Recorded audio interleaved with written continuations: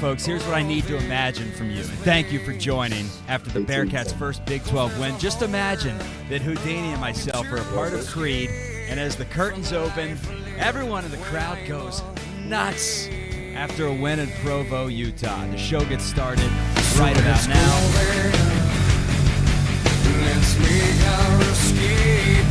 Oh no, I ruined it with the Houdini one shot. Here we go.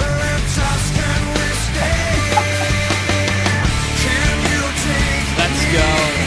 Bearcats, big winners on the road at BYU. 1-0 in the Big 12, captain 12-2 on the season. Thanks for joining the show, everyone. Chatterbox Bearcats starts right about now. First thing I'm going to do, though, Houdini, is my camera looks absolutely terrible. So I'm going to take off the webcam version. You may lose me for a second, folks. This is the behind-the-scenes little one before we start the show. And the podcast that gets uploaded tomorrow. We're good to go. Looks much better. Chatterbox Bearcats starts right now, everyone. Thanks for joining the program. Go Cats. A little bit of Creed to start you off. A little bit of Creed.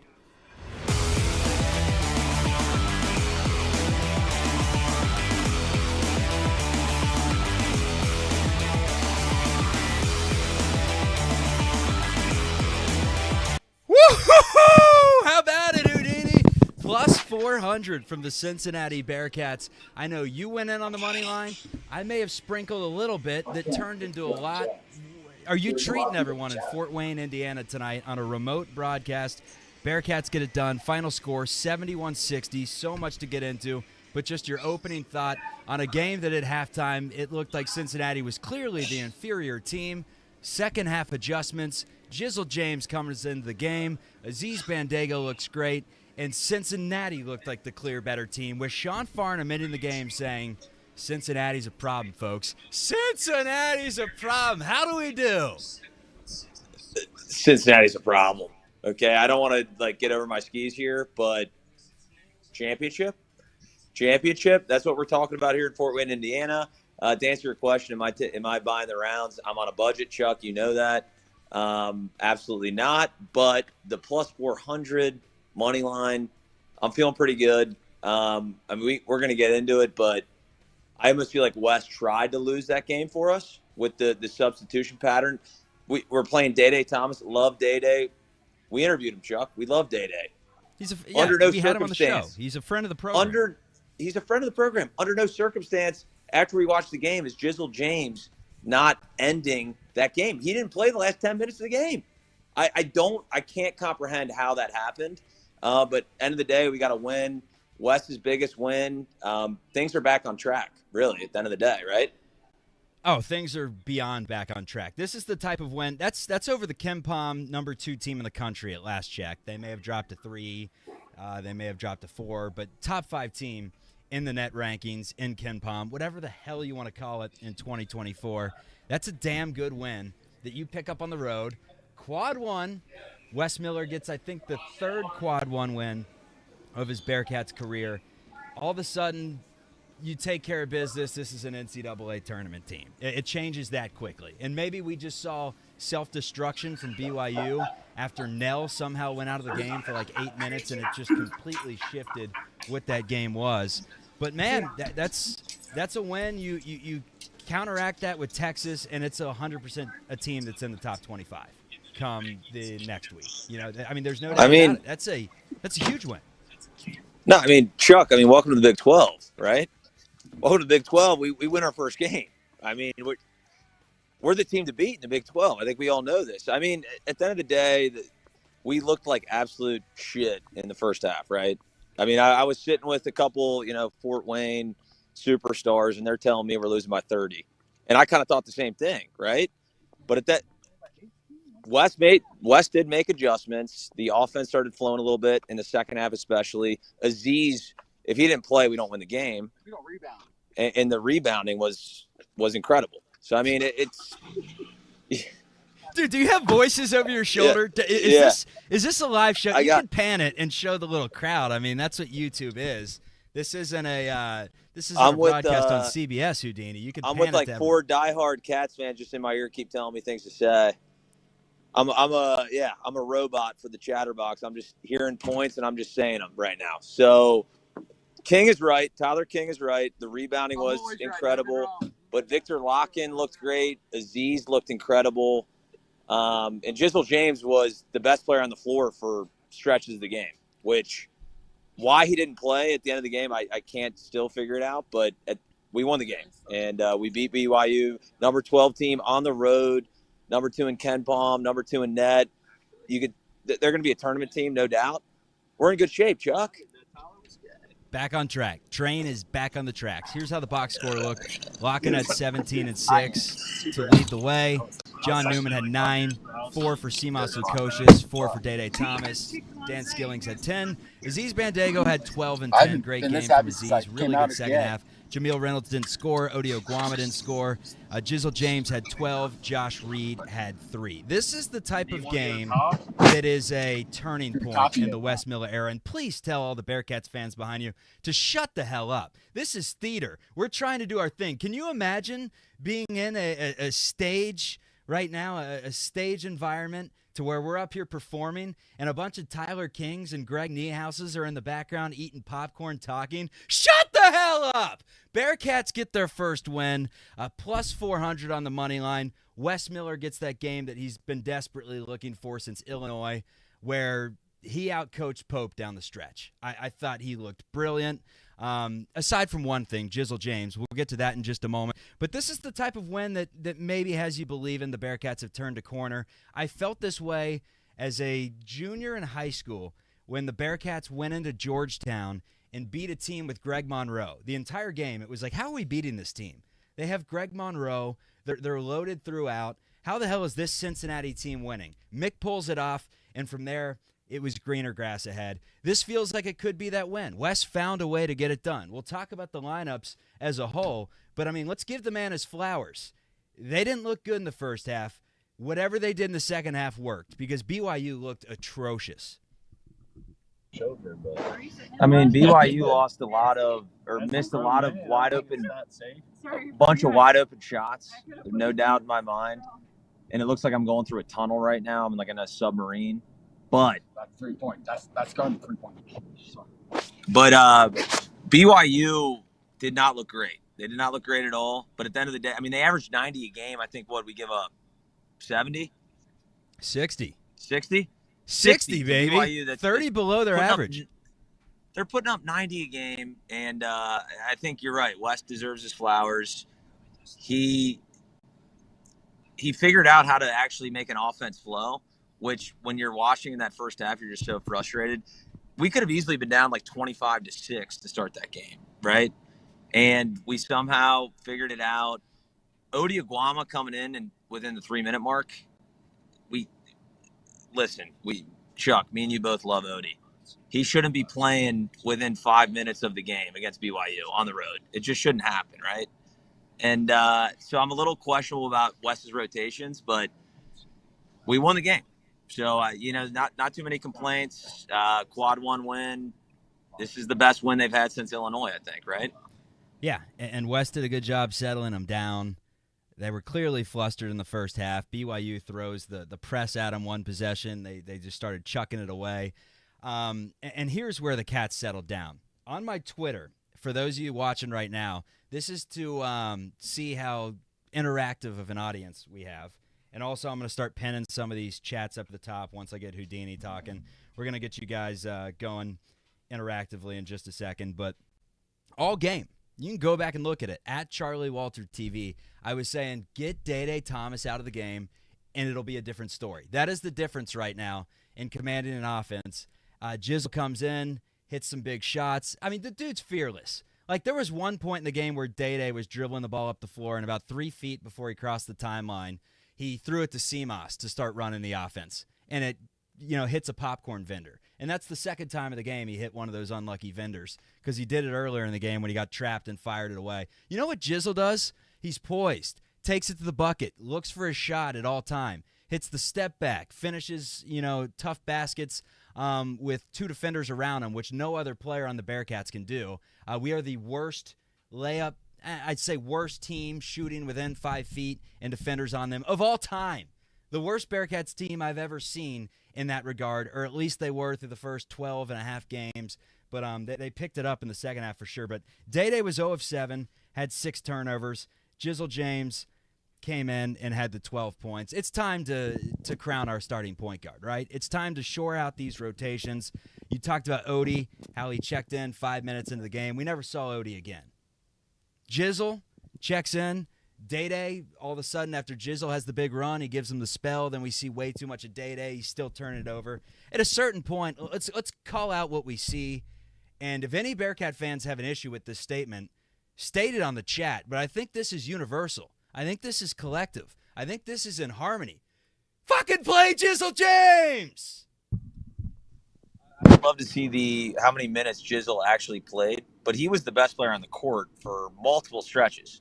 And the fact that we're sitting there and sitting him down in the most crucial moments of the game, thank God we won that game. If we don't win that game, I mean, we're up in arms, right, against Wes Miller. And I love Wes, but there's nothing that makes sense.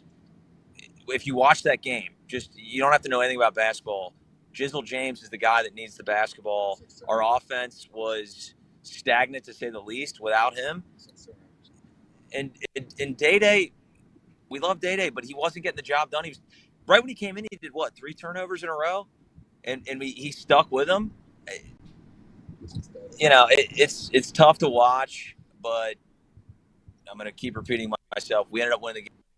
We beat BYU by 11 on the road. Ken Palm is furious. I'll tell you that right now. He's furious because we just. I would love to see what we jump to in the Ken Palm ratings after this. But we got Texas on Tuesday, so we'll see. Are you in an Uber right now, heading to downtown Fort Wayne?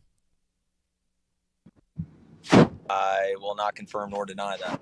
I see some lights moving in the background. You went from walking through a tunnel with a bunch of people around you. So here's what happened, folks. There were a bunch of people around him because Houdini was waiting for his Uber.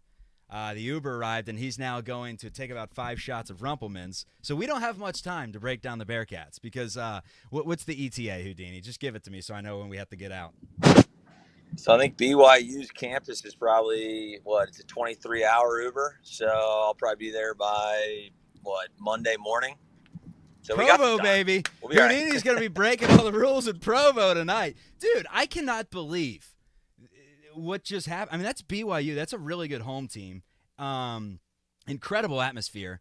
I mean, thank God we're not dealing with East Carolina and Tulane and Tulsa anymore, where there's 19 people there and half of them are reading a book. I mean, that was electric. That student section was awfully high up. Free throws were intimidating. The Cats knocked down free throws in this one. Final number for Cincinnati. Lukosius really starting it off, hitting his first 4. Cats were 19 of 24 for 79%.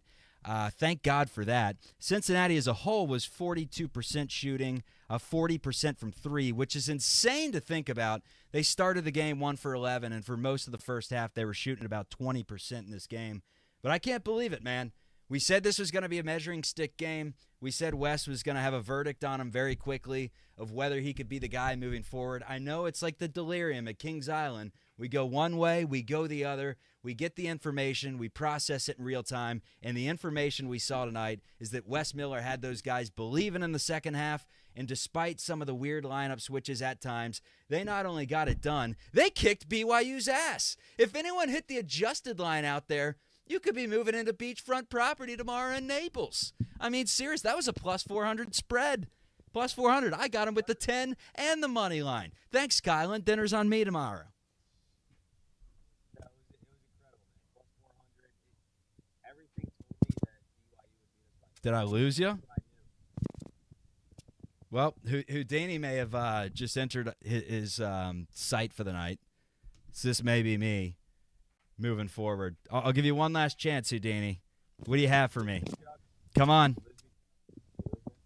I hear someone in the background trying to talk. Hold on. Hold on. All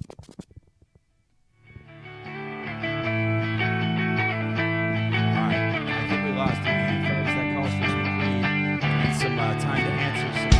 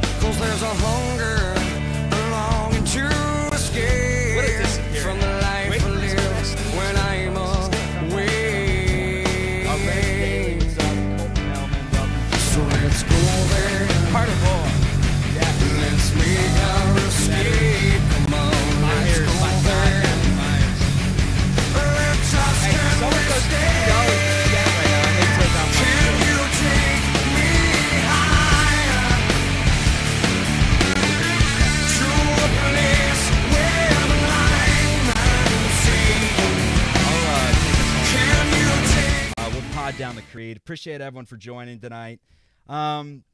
We didn't see much of Jameel Reynolds. That was something that I was potentially looking forward to, seeing if Jameel Reynolds was going to be a mainstay in the lineups this season. I just don't know at this point how you figure out these. I mean, Aziz is clearly, when he's on and when he can defend certain teams that aren't as physical, and I didn't think BYU is the most physical team in the world. Had great IQ, great shooting, really good passing team.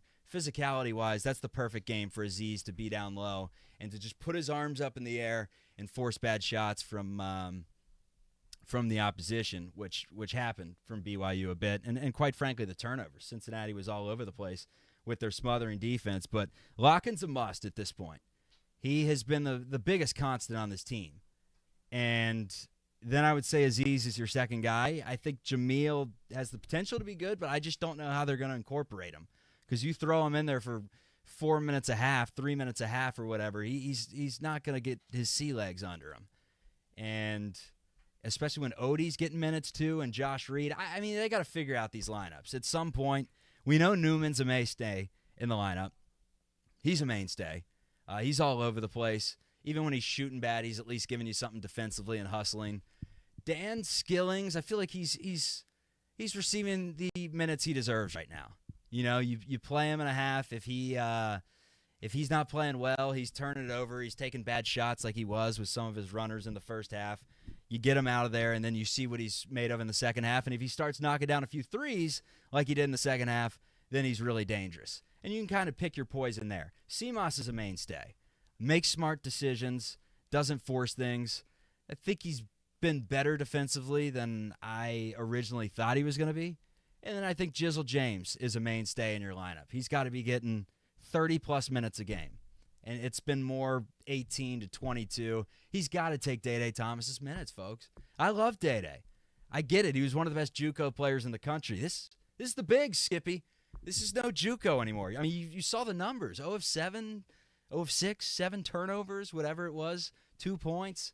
Jizzle's your guy. And that's not a jab at Day-Day. Jizzle is just your guy. I think he's as talented as anyone on this team. Looks for his shots, can create his own shot, is all over the place defensively, made the right passes today. 0 turnovers in his minutes, may I add you. I don't think anyone on the chat disagrees with me. Mark Fetter says, here in Creed is like taking a Viagra. Let's see what Houdini has to say. He says, okay, I won't say that on the air. Anyways, we've lost Houdini for the entire show, and this is what happens when you lose Houdini for the entire show. Instead of looking at whatever the hell is on his screen, just a piss-poor performance, we go with this. All right, that makes things easy. Let's take a look around the Big 12.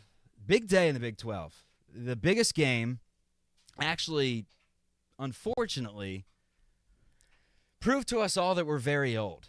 The TCU Horned Frogs have a player on their team that's actually a senior. I figured he was like a sophomore or something. No, he's a senior.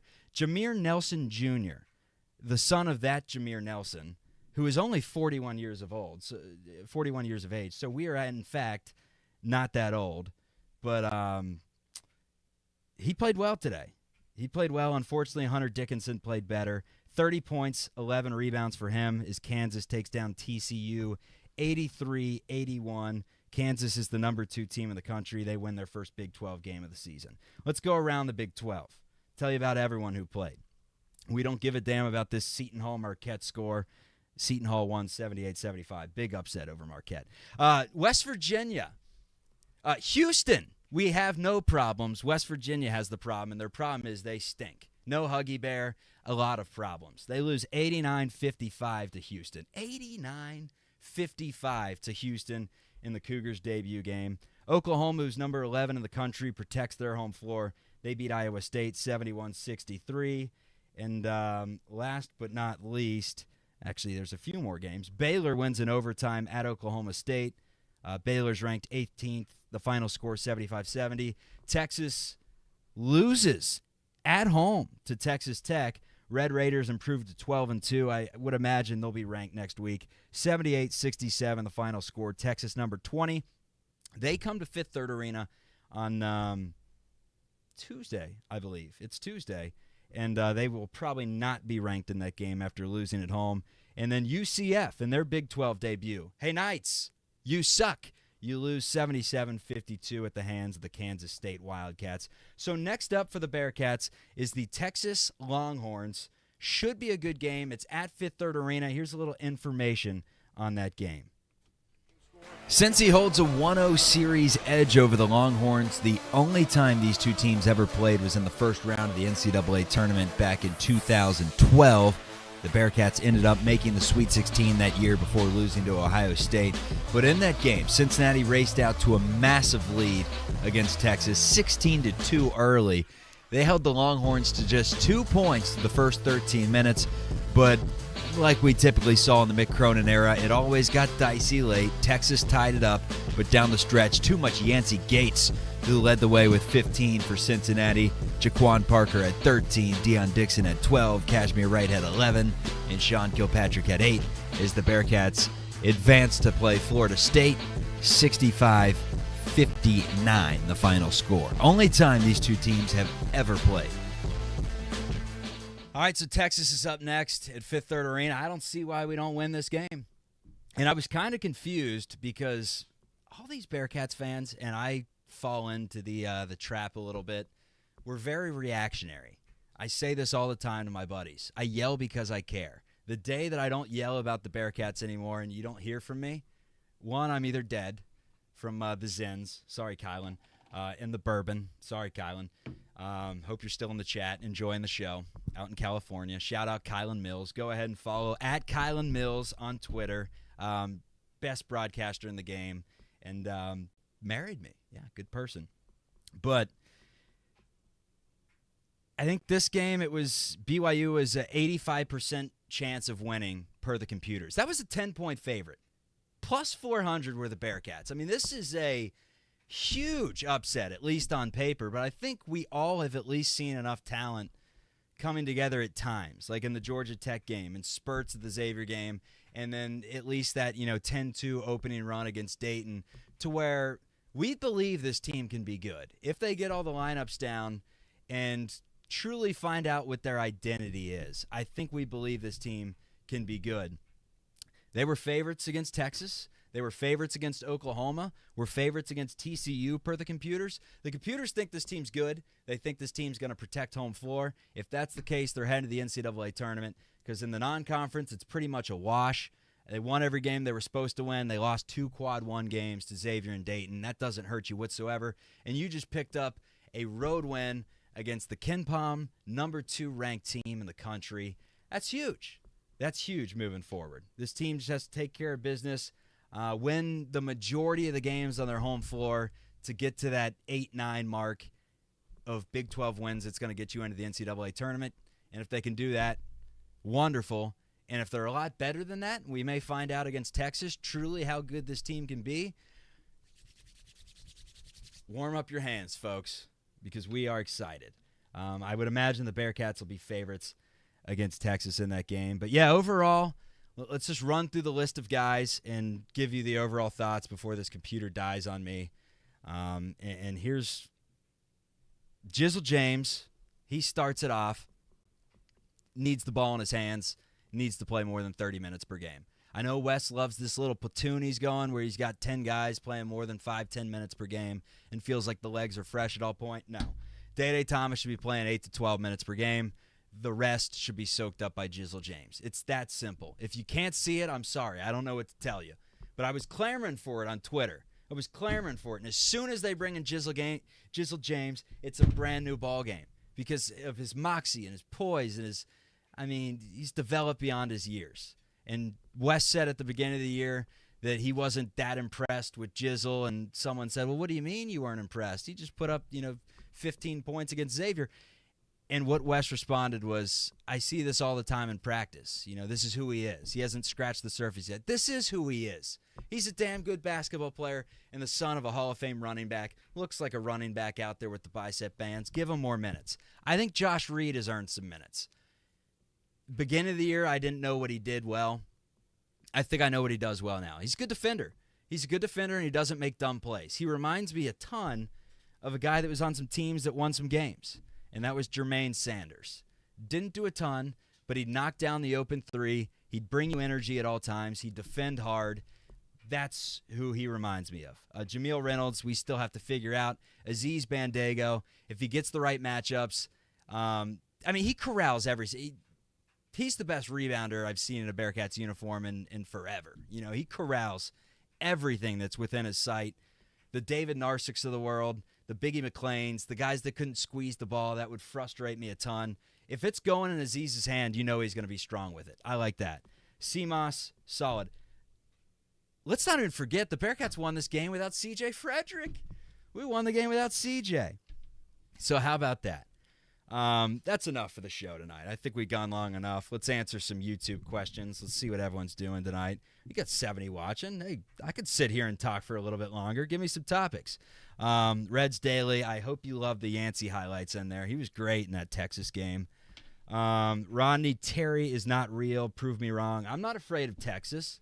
I'm not afraid of you anymore. You remember the Kevin McAllister clip of him coming out after the Wet Bandits stopped by for the 4th time? I'm not afraid of you anymore. I'm not afraid of the Big 12 anymore. All it takes is, God bless, I'm wishy-washy, but all it takes is one win on the road in Provo, and just like that, a team that we said, oh, this could be disgusting. Every single, comment on Instagram was, well, this team's going to falter in the Big 12. This is going to get ugly. Not ugly so far. The only thing that was ugly was the faces on those BYU players as they were crying tears in their debut game as Cincinnati came in and kicked their asses. Chatterbox Bearcats, everyone. The show drops after, and this is 68 of you watching. I would imagine some of you are new to the program. A lot of the times I go solo. A lot of the times my friend Houdini comes in and finishes a whole show, and sometimes he vanishes. He hops into an Uber, and instead we have the beautiful Chatterbox logo that sits up there that could be, if you like the show and you have a business, that could be your sponsorship. Imagine that as I'm up here just giving Kirk Gibsons after Cincinnati won their 17th game in a row and is headed to the Final Four. So anyways, have a great night, everyone. Let me tell you about a show that we have called The Chatter. That is also on Chatterbox Sports. It is essentially a sports show mixed with observational humor, mixed with some topics that we get into. It's good stuff. We drop a show every couple of weeks. A couple every week, if not at least, bi-weekly, to where we get one out every other week, whatever, 4 or 5 shows out a month. We got to update the little intro video that we have because this is an intro video before we actually started the show. It was our pre-show promo, so I'll get one out there on Instagram soon. But this gives you a little taste of what it is. Go on Spotify, go on Apple Podcasts right now. Subscribe to the Chatter Podcast and subscribe to Chatterbox Bearcats. So if you do miss one of these YouTube shows, and the fact that 67 of you are up right now, past your bedtime, just goes to show you that there's some Bearcats fans out there that have been waiting for a win like this after the football season and after, Coach John Brannon came in and just destroyed the program. This feels good. West go, folks. The Chatter. Let's fire up the intro video. Have a great night, everyone. We will see you after the Texas game on Tuesday at Fifth Third Arena. That game starts at 6. Imagine the postgame show at 6. I'm on Central Time. 7 Eastern Time. Imagine the postgame show will be getting going around 9 o'clock Eastern Time at Fifth Third Arena as the Bearcats hopefully improve to 2-0 in the Big 12. That feels good to say. See ya, everyone. What if I told you that no two paths are ever the same? That different roads oftentimes lead to the spot where it all began. What if I told you 2 childhood friends came together to take over the podcast world? Where's my snare? Villanova should not be in the tournament. Hey, everybody. How are you? Chuck Walter here. This sweatshirt's getting a little hot in here. It's sorry about it, Pittsburgh. Better luck tomorrow. Cincinnati, how we doing tonight? The only thing on my mind this year is getting back to the state championship and smoking as much resin as I possibly can with my buddies. It's the Skyline chili eating duo you love. Oh, sweet heavens. Back in action. This is The Chatter.